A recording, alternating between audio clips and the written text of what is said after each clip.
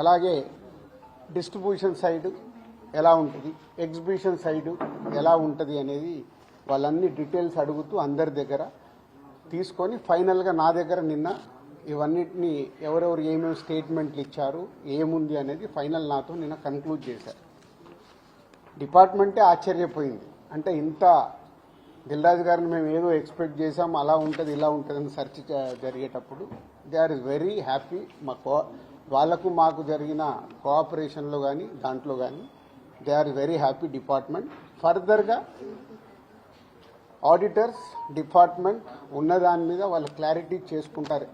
అన్ని books of accounts కరెక్ట్గా ఉన్నాయా, ఇవేమున్నాయి లాస్ట్ 5 years అని అవన్నీ వాళ్ళు చేసుకొని కన్క్లూడ్ చేస్తారు.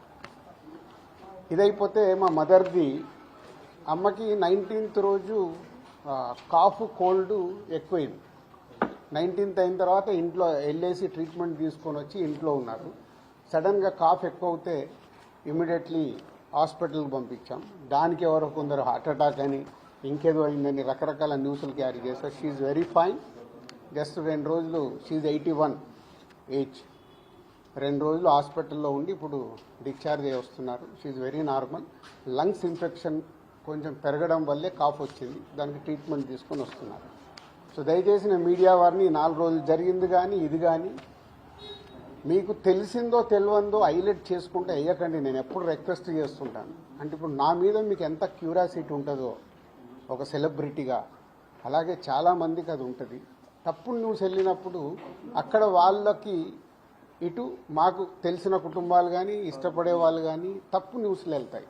దయచేసి మళ్ళీ నేను ఎప్పుడు చెప్పేదే మళ్ళీ చెప్తున్నాను, తప్పుడు న్యూస్ని బయటికి తీసుకెళ్ళకండి. ఎందుకు చేస్తారయ్యా?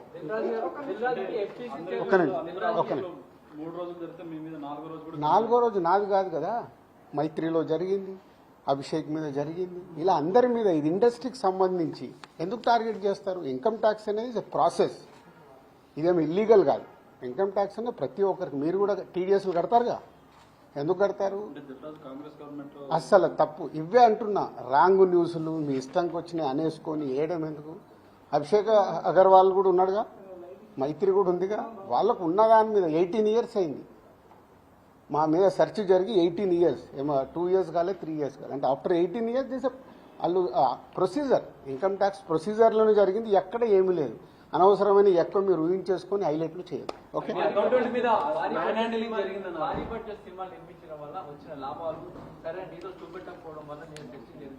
నా దగ్గర కాదండి, మొత్తం జరిగితే మళ్ళీ మీ దగ్గర అంటారేంటి? సో అన్ని జరుగుతాయి. It's a process. ఇందాక చెప్పాను కదా, 24 craftsకు ఎలా స్పెండింగ్ చేస్తున్నారు. ఇప్పుడు మా గేమ్ చేంజర్ ఇంత బడ్జెట్ అయింది, ఎలా స్పెండ్ చేస్తున్నారు. They want all accounts. మేము క్లీన్గా ఉండొచ్చు, తీసుకున్నోడు ఉండకపోవచ్చుగా. సో మా దగ్గరికి వెళ్ళి అన్ని డీటెయిల్ తీసుకొని ఎవరెవరికి వెళ్ళాయో వాళ్ళ ద్వారా చెక్ చేస్తారు. ఎందుకంటే TDS, GST, so many process ఉంటాయి. అంతేగాని ఎక్కువ ఊహించేసుకుంటున్నారు, ఏం లేదానంటే హైలైట్స్ దాంట్లో ఉండకుండా కొంచెం బయటికి రండి అని నా రిక్వెస్ట్.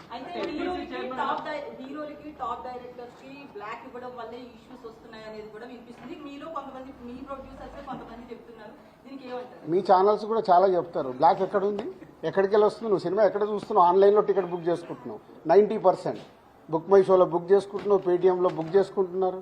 ఎక్కడుంది క్యాష్? 90% అకౌంట్లోనే కదా అందరు మీరు బుక్ చేసుకుంటున్నారు, సినిమాలు చూస్తున్నారు. అది మళ్ళీ మీ ఊహ. ఎవరికి రావాల్సిన స్టోరీలు ఎప్పుడు రాసుకుంటూనే ఉంటారు, ఎందుకంటే మీకు కూడా హైలైట్స్ కావాలి కదా, లేకుంటే కష్టంగా.